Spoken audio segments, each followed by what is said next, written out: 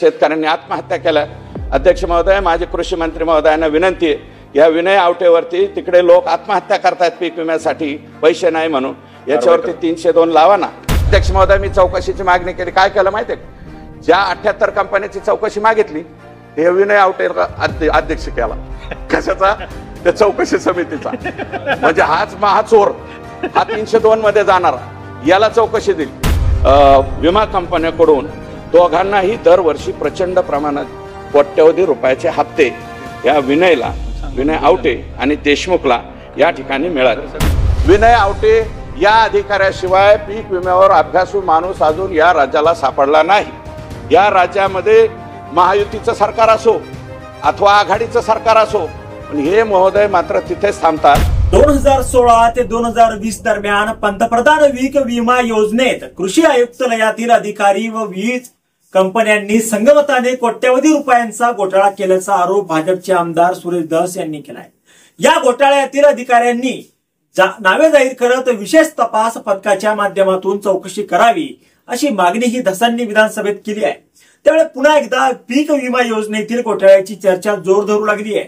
तर या घोटाळ्यामध्ये एक मंत्री आहे, मी त्याचं नाव घेऊ इच्छित नाही असं सुरेश धस म्हणाले आहेत। नेमकं प्रकरण काय आहे आधी ते पहा। मंत्री महोदय खूप पाठीमागे बसलेत। मी कृषी राज्यमंत्री महोदयांना विनंती करतो की आपण आता नवीन झालेला आहात, आपल्याकडून आमची अपेक्षा आहे अध्यक्ष महोदय, आशिष जयस्वाल साहेब हे चांगले निर्णय घेतात, कोकाटे साहेब सुद्धा चांगले निर्णय घेत आहेत, परंतु अगोदर जे आपलं कृषी आयुक्तालय आणि आपल्या इथले काही लहाळे, तोटावार, दिलीप झेंड, संतोष कराड हे काही जे अधिकारी आहेत, किरण जाधव, महाप्रतापी, महाउद्योगी आणि इकडून सरकारने दिलेले पैसे हे स्वतःच्यात आपापसामध्ये कसे खाता येतील याचा संपूर्ण विचार कृषी विभागामध्ये केला जातो। अध्यक्ष महोदय, इतके भयानक प्रकरण आहेत, मी त्याचा पूर्ण गठ्ठा राज्यमंत्री महोदय तुमच्याकडे देतो। अजूनही 9 डी असलेले 10 चौकशा असलेले अधिकारी, अध्यक्ष महोदय, काहींच्या बाबतीमध्ये तर महिला भगिनींच्याकडनं अतिशय चुकीच्या पद्धतीच्या मागणी केलेल्या सुद्धा तक्रारी यांच्या कृषी विभागातल्या अधिकाऱ्यांच्या आहेत। कसल्याही प्रकारची तक्रार, त्याच्यावरती कसलीही कारवाई कोणताही कृषी आयुक्त करत नाही आणि त्यांच्या चुकावरती पांघरून घालायचं काम करतो। अध्यक्ष महोदय, कंपन्या स्थापन करायच्या सांगितल्या अध्यक्ष महोदय, 78 कंपन्या या कृषी विभागातल्याच अधिकाऱ्यांच्या स्वतःच्या बायकोच्या नावावर, मुलाच्या नावावर, आणि त्यांच्याकडून खत विक्री घ्यायचं आणि राज्यामध्ये सगळ्या जे कृषी सेवा केंद्र आहेत यांना म्हणायचं ह्या खताबरोबर हे घ्या। म्हणजे लिंकिंग जे आहे, या लिंकिंगचं मूळ जे आहे, जिथून शेतकऱ्यांच्या बाबतीमध्ये न्याय देण्याचं काम व्हायच्या ऐवजी त्याच जागेवरून जर अन्याय सुरू होत गेला तर अध्यक्ष महोदय किती भयानक गोष्ट आहे। अध्यक्ष महोदय, या पीक विम्याच्या बाबतीत सुद्धा आपण सगळे लोकप्रतिनिधी, मग ते सगळ्या राज्यातले लोकप्रतिनिधी आपण टीका करत राहतो की कृषी विम्याच्या बाबतीमध्ये अडचणी, विम्याच्या बाबतीत। अध्यक्ष महोदय, 2004 पासून आता 2025 पर्यंत 20 वर्ष एकच पठ्य आहे विनय आवटे नावाचा, कृषी सांख्यिकी म्हणून। राज्यमंत्री महोदय, माहित नसलं तर त्याचं नाव मी सांगतो। विनय आवटे या अधिकाऱ्याशिवाय पीक विम्यावर अभ्यासू माणूस अजून या राज्याला सापडला नाही। या राज्यामध्ये महायुतीचं सरकार असो अथवा आघाडीचं सरकार असो, पण हे महोदय मात्र तिथेच थांबतात। अध्यक्ष महोदय, हे काय उद्योग करतात त्याची जरा झलक आपल्याला या ठिकाणी सांगतो। 1999-2000 पासून रब्बी हंगामापासून अध्यक्ष महोदय, केंद्र शासनाच्या मार्गदर्शक सूचनेनुसार AICच्या माध्यमातून राज्यामध्ये पीक विमा योजना चालू झाली। चांगली योजना होती, 1.5 ते 2% शेतकऱ्याचा वाटा होता अध्यक्ष महोदय, आणि याच्यामध्ये केंद्र सरकारने 150% सरासरी उत्पन्नाचे आपल्याला त्याचा बेनिफिट देण्यात येत होता। परंतु अध्यक्ष महोदय, हा विनय आवटे तिथं आल्यापासून 2016 पासून प्रधानमंत्री पीक विमा योजना जी झाली अध्यक्ष महोदय, या नवीन योजनेमध्ये वेगवेगळ्या खाजगी कंपन्यांमार्फत राबवायचा निर्णय या महोदयांनी वरती पाठवला आणि तशा पद्धतीने करून घेतला। अध्यक्ष महोदय, AICच्या सूचनेनुसार जशाच्या तसा सगळंच राबवावं असे काही अट केंद्र सरकारने किंवा नरेंद्र मोदी साहेबांच्या सरकारने घातली नव्हती, पण तरी सुद्धा स्वतःच्या मनाने या ठिकाणी जे आहे काहीही बदल पीक म्हणजे बाबी ऍड केल्या, पिकांची पेरणी, पिकाची लागणी, नुकसान, हंगामातील प्रतिकूल परिस्थिती, त्याच्यामुळे होणारं नुकसान आणि स्थानिक नैसर्गिक आपत्तीमुळे होणारं नुकसान, म्हणजे शेतकऱ्याला याच्यामध्ये काही मिळालं नाही पाहिजे अशा पद्धतीने धोरणं विनय आवटे आणि आपलं कृषी आयुक्त कार्यालय त्या ठिकाणी राबवत गेलं. अध्यक्ष महोदय, खाजगी विमा कंपन्याकडून टेंडरिंगच्या सुरुवातीपासून ते नुकसानी वाटपापर्यंत आणि कोणतीही कंपन्यावरती कॅप लावण्यात आली नाही, महत्तम मर्यादा घालण्यात आली नाही अध्यक्ष महोदय. त्याच्यामुळे नफ्याखोरी किती कमावी हे कंपन्यांना अजिबात त्या ठिकाणी बंधन नसल्यामुळं कळलंच नाही. वारेमाप नफा ह्या कंपन्या कमवत गेल्या आणि 2016 पासून आतापर्यंत ह्या कंपन्यांना मिळालेले बेनिफिटचा जर विचार केला अध्यक्ष महोदय तर ही रक्कम 20,000 कोटी रुपयाच्या घरात जाते आणि त्याचा पूर्णपणे यावर सगळ्या राज्यामध्ये बवाल झाला अध्यक्ष महोदय. सगळे शेतकरी, लोकप्रतिनिधी यांनी या विमा कंपन्यांच्या नफ्याच्या बाबतीमध्ये आवाज उठवल्याच्या नंतर कृषी आयुक्ताला 2021 मध्ये जाग आली अध्यक्ष महोदय. 2021 मध्ये बीड जिल्ह्यामध्ये प्रायोगिक तत्वावर 80-110 कप अँड कॅप मॉडेल याच्या आधारावर ही योजना त्यांना कॅप घालण्यात आली अध्यक्ष महोदय. 20% पुढं यांना नफा कमवता येणार नाही, परंतु 2016 ते 2021 पर्यंत सर्रास सगळ्या कंपन्यांनी आणि ह्यांनी केलं काय अध्यक्ष महोदय, कंपन्यांना फक्त पीक विम्यातला नफा नाही दिला अध्यक्ष महोदय, या कंपन्यांना केंद्र सरकारचा आणि राज्य सरकारचा हप्ता, ही हप्ता मागण्याची सुद्धा आवश्यकता जी आहे म्हणजे गडबड हे विनय आवटेच करणार. राज्य सरकारला म्हणा हप्ता लवकर पाठवा, केंद्र सरकारकडनं तर येतोच, मग ही आलेली रक्कम लगेच त्या कंपन्यांच्या अकाउंटवरती वर्ग करायची आणि वर्ग केल्यानंतर त्या कंपन्यांनी त्या रकमा अध्यक्ष महोदय शेअर्समध्ये गुंतवायच्या, खाजगी गुंतवणुकीमध्ये गुंतवायच्या, तिकडूनही नफा कमवायचा, इकडूनही नफा कमवायचा आणि पैसा कोणाचा, केंद्राचा आणि राज्याचा आणि शेतकऱ्याचा. फायदा कोणाचा, तर ह्या खाजगी विमा कंपन्यांचा फायदा या ठिकाणी हा करून देण्यात आला अध्यक्ष महोदय. अध्यक्ष महोदय, ज्यावेळेस 1 रुपयात पीक विमा ही सुद्धा योजना चांगली होती, 2023 ला आपण ती राबवण्याचा निर्णय घेतला अध्यक्ष महोदय. 1 रुपयाची विमा राबवत असताना सुद्धा चांगली योजना, परंतु याच्यामध्ये सुद्धा डोकं चालवलं अध्यक्ष महोदय. आमच्या बीड जिल्ह्यातल्या परळी तालुक्यातले लोक संपूर्ण राज्यामध्ये विमा भरायला लागले अध्यक्ष. त्याला सुद्धा हे विनय आवटे मार्गदर्शन बरोबर करायचे अध्यक्ष महोदय. FIR झालेत अध्यक्ष महोदय, धाराशिवला एक FIR झालाय, नांदेडला एक FIR झालाय आणि बाकीच्या बी माझं म्हणणं आहे अध्यक्ष महोदय, विदर्भामध्ये सुद्धा तक्रारी झालेल्या आहेत.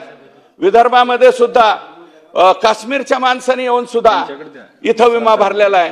हे सगळे कारण जे आहेत अध्यक्ष महोदय हे विनय आवटेच्या माध्यमातून त्या ठिकाणी चालू असतायत. अध्यक्ष महोदय, 10% कमिशन हा विनय आवटे या कंपन्यांकडून घेतो अध्यक्ष महोदय. 10% कमिशन घ्यायचं, कृषी आयुक्ताला सुद्धा गार करायचं, राज्याच्या कृषी सचिव वगैरे इकडं आणि जे तत्कालीन मंत्री असतील, मला काय कोणाचं नाव घ्यायचं नाही, परंतु त्यांच्यापर्यंत सुद्धा यथायोग्य अध्यक्ष महोदय या ठिकाणी पैसा पाठवायचा. या वर्षी अध्यक्ष महोदय कृषी मंत्र्यांचं, कृषी विभागाचं अभिनंदन करणारे यावेळेस ही बाब लक्षात आली अध्यक्ष महोदय. ज्यावेळेस आता त्यांनी राज्य हिस्सा मागितला त्यावेळेस अर्थ आणि कृषी विभागाने सांगितलं की तुम्ही पहिले लोकांचे पैसे वाटा, मागच्या वर्षीचे पैसे वाटायचे नाही, त्याच्या मागच्या वर्षीचे पैसे ह्या कंपन्यांनी शेतकऱ्याला वाटायचे नाही आणि इकडून मात्र पुढच्या वर्षीचा हप्ता मागायचा. या वर्षी पहिल्यांदा लक्षात आलंय कृषी विभागाच्या आणि अर्थ विभागाच्या, यावेळेस मात्र विनय आवटेचं काही चाललेलं नाही, त्याला पैसे दिलेले नाही. अध्यक्ष महोदय, या ठिकाणी एवढ्या शेकडो कोटींच्या रकमा ज्या आहेत महिने या कंपन्यांकडे ठेवण्याचं पाप या विनय आवटेने केलेलं आहे अध्यक्ष महोदय. अध्यक्ष महोदय, आणखी एक उद्योग मोठालट या आम्ही म्हणतोय पीक विमा का मिळत नाही, पीक विमा का मिळत नाही. अध्यक्ष महोदय, विविध भौगोलिक हवामान परिस्थिती असणाऱ्या जिल्ह्यातून हवामानाची वेगवेगळे आकडेवारी मिळवण्याच्या उद्देशाने शासनाने महावेद प्रकल्पामध्ये हवामान केंद्र सुरू केले आहे। अध्यक्ष महोदय, प्रकल्पाला सुरुवातीला म्हणजे 2012च्या दरम्यान वेगवेगळ्या कंपन्यांकडून निविदा मागून कमी खर्चात काम करणाऱ्या संस्थेला काम द्यायचं सोडून अध्यक्ष महोदय यांनी घाट घातला। स्कायमेट नावाची एक कंपनी शोधली अध्यक्ष महोदय, स्कायमेट। आणि ह्या स्कायमेट कंपनीला जी जास्त पैशामध्ये सरकारकडून या ठिकाणी त्याला निविदा देण्यात आली स्कायमेटला, ती कशासाठी देण्यात आली अध्यक्ष महोदय? या स्कायमेटला हवामान केंद्र उभारण्यासाठी, त्याचे मेंटेनन्ससाठी प्रचंड प्रमाणात निधीची तरतूद शासनाकडून केली गेली। म्हणजे आम्ही सरकारने पैसे दिले त्याला, हवामान केंद्र उभा करायला पैसे आमच्याकडून घे, मशिनरी उभा करायला पैसे दे, आणि या बदल्यात स्कायमेटनी दिलेली आकडेवारी बरोबर आहे की चुकीची आहे यावर खातरजमा करण्यासाठी त्याचे शासनाच्या कोणत्याही संस्थेमार्फत नियंत्रण आणि ऑडिट अध्यक्ष महोदय केली नाही कृषी आयुक्तालयाने। विनय आवटे, पूर्वीचे उदय देशमुख यांचे स्कायमेट बरोबर साटेलोटा असल्यामुळे अध्यक्ष महोदय स्कायमेटने त्यांच्या म्हणण्याप्रमाणे व विमा कंपन्यांकडून मिळणाऱ्या कोट्यावधी रुपयाच्या आमिषामुळे तिघांनी संगणमतामध्ये अध्यक्ष महोदय मोठ्या प्रमाणात डेटामध्ये सुद्धा फ्रॉड केला। अध्यक्ष, डेटातच फ्रॉड करायचं, मग कसं काय विमा भेट?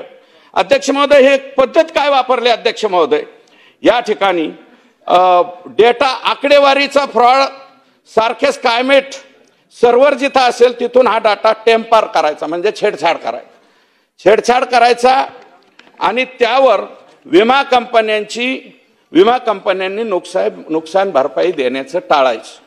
अध्यक्ष महोदय, हा डेटा टॅम्पर करताना, छेडछाड करत असताना, मी 3 मिनिटात 4 मिनिटात संपवतो अध्यक्ष महोदय, हा टॅम्पर करत असताना स्कायमेटची स्वयंचलित हवामान केंद्रे छेडछाड करत असताना स्कायमेटने व कृषी आयुक्तालयाने कुणावरही कायदेशीर कारवाई केलेली नाही।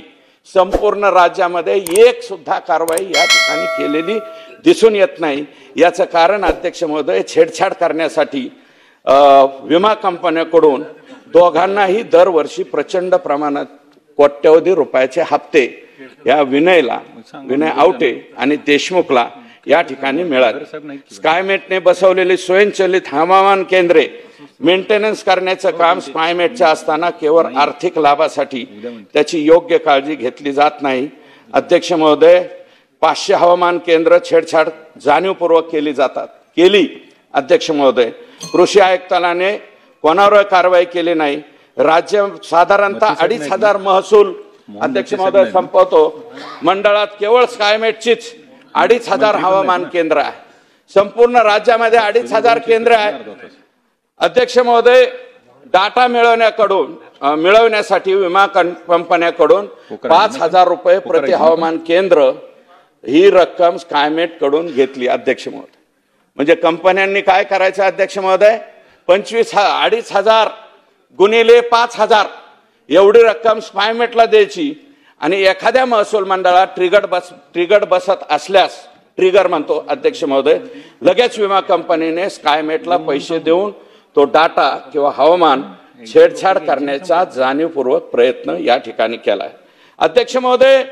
हे किती म्हणजे विनय आवटेला 7% रक्कम आणि स्कायमेटला कोट्यवधी रुपयांचा हप्ता नियमित विनय आवटे, वरिष्ठ अधिकारी, तत्कालीन मंत्री ह्या सगळ्यांना ठरलेला वाटा व्यवस्थित त्या ठिकाणी द्यायचा अध्यक्ष महोदय। एक सुद्धा या छेडछाडीबद्दल एक फौजदारी गुन्हा दाखल झाला नाही। कर्नाटक राज्यामध्ये अशा प्रकारचे गुन्हे दाखल झाले, आपल्या राज्यामध्ये एक सुद्धा नाही। आणि याच्यामध्ये ते जाळून टाकायचं, बर्फ ठेवायचा, त्याच्यावरती आणखी काहीतरी करायचं, असे सुद्धा उद्योग या ठिकाणी केले अध्यक्ष महोदय। हा विनय आवटे यांनी प्रचंड प्रमाणामध्ये शेतकऱ्यांचं नुकसान केलंय, शेतकऱ्यांनी आत्महत्या केल्या अध्यक्ष महोदय। माझे कृषी मंत्री महोदयांना विनंती आहे, या विनय आवटेवरती तिकडे लोक आत्महत्या करतायत पीक विम्यासाठी पैसे नाही म्हणून, याच्यावरती 302 लावा ना, जर लावता आला त्याचं रेकॉर्ड तपासा आणि जर हा नियमात बसत असेल तर याच्यावरती अत्यंत मोठी कारवाई होण्याची अध्यक्ष महोदय आवश्यकता आहे।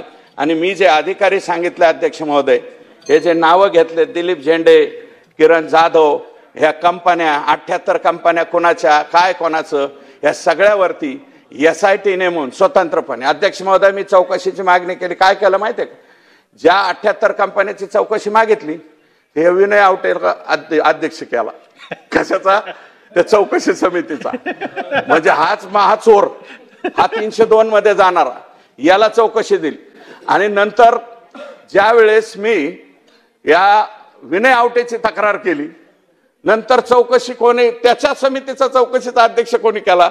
अध्यक्ष महोदय, ज्या 78 कंपन्यामध्ये ज्याच्या 2 कंपन्या आहेत, एक अधिकारी रिटायर्ड, आणि त्याला चौकशीचा अध्यक्ष नेम. म्हणजे याची चौकशी त्यांनी करायची. तू बी चोर मैं बी चोर, अशा चौकशीचा काहीही उपयोग या ठिकाणी होणार नाही. अध्यक्ष महोदय, एक कृषी विभागामध्ये सिरियल होती, ती मी पाहिली होती.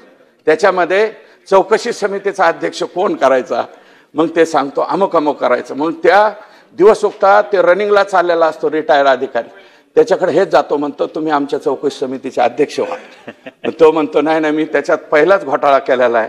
नाही नाही, मग तर तुम्हीच पाहिजे बोलले आम्हाला. म्हणून तसं जसपाल भाट्टी सारखी चौकशी समिती नेमू नका. नेमायची तर अत्यंत चांगला जो कोणी अधिकारी असेल, एका मोठ्या अधिकाऱ्याची, वाटल्यास मंत्रालयीन स्तरावरच्या एका अधिकाऱ्याची, वाटल्यास मी नावं सांगतो, त्यातलं पटलं तर तुम्ही घ्या, म्हणतो अशा अधिकाऱ्याची नियुक्ती करा आणि हे लोकांची फसवेगिरी बंद करा, एवढीच विनंती करतो आणि थांबतो. विधिमंडळाच्या पावसाळी अधिवेशनाच्या 3ऱ्या आठवड्यात 293 प्रस्तावावर चर्चा करताना धसांनी पीक विम्यावरून कृषी संचालक विनय आवटे यांच्यावर गंभीर आरोप केले. पीक विम्यावर विनय आवटे यांच्याशिवाय अभ्यासू माणूस अख्ख्या राज्यात नाहीये. 2004 ते 2025 पर्यंत एकच पट्टे आहे. 2016 पासून पंतप्रधान पीक विमा योजनेच्या वेगवेगळ्या खासगी कंपन्यांमार्फत राबवण्याचा निर्णय आवटे यांनी वर पाठवून मंजूर करून घेतला. तसेच केंद्र सरकारच्या अधिसूचनेत नसलेल्या गोष्टी आवटे यांनी त्यामध्ये जोडून घेतल्याची, पीक विमा पेरणी, पिकाची लागणी, नुकसान, हंगामातील प्रतिकूल परिस्थिती, स्थानिक नैसर्गिक आपत्ती या बाबी घुसवल्या गेल्या. याचा शेतकऱ्याला काहीही फायदा नाही असं सुरेश धस म्हणाले. खासगी विमा कंपन्यांकडून टेंडरिंगच्या सुरुवातीपासूनच तर वाटपापर्यंत खोटा दबाव टाकून कंपन्यांचा फायदा आवटे यांनी करून दिल्याचा आरोप धसांनी केलाय आणि त्यासाठी विशिष्ट पद्धत वापरण्यात आल्याचं धस यांनी विधानसभेत स्पष्ट केलंय. 2016 ते 2020 दरम्यान केंद्र आणि राज्य सरकारला हप्ता मागण्याची घाई विनय आवटे करत होते आणि केंद्र आणि राज्य सरकारकडून आलेली रक्कम विमा कंपन्यांच्या खात्यावर वर्ग करत होते. ती रक्कम कंपन्यांकडून शेअर्समध्ये गुंतवणूक केली जात होती. म्हणजे दोन्ही बाजूने नफा कंपन्यांनी कमावला आणि त्यासाठी आवटे यांना कंपन्यांनी कमिशन दिलं असं धस म्हणाले. पुढे धस यांनी आवटे यांचा संबंध 1 रुपयात पीक विमा घोटाळ्यात असल्याचा देखील दावा केलाय. 1 रुपयात पीक विमा चांगली योजना होती, परंतु आमच्या बीड जिल्ह्यातील परळी तालुक्यातील लोक ही योजना संपूर्ण राज्यात विमा भरायला लागले आहेत. त्यासाठी विनय आवटे मार्गदर्शन करायचे. त्यासाठीही 10% कमिशन कंपन्यांकडून विनय आवटे यांनी घेतलं. कृषी आयुक्तालय आणि मंत्र्यांनाही यथायोग्य पैसा पाठवला गेला असा आरोपही विधानसभेत सुरेश धस यांनी केलाय. आता यावर तुम्हाला काय वाटतं? तुमचं मत कमेंट बॉक्स मध्ये लिहायला अजिबात विसरू नका आणि व्हिडिओ आवडला असेल तर जास्तीत जास्त शेअर करा. आणि आतापर्यंत मराठी जनता आपण आपल्या या चॅनलला सबस्क्राईब जर केलेलं नसेल तर चॅनलला सबस्क्राईब करा. धन्यवाद.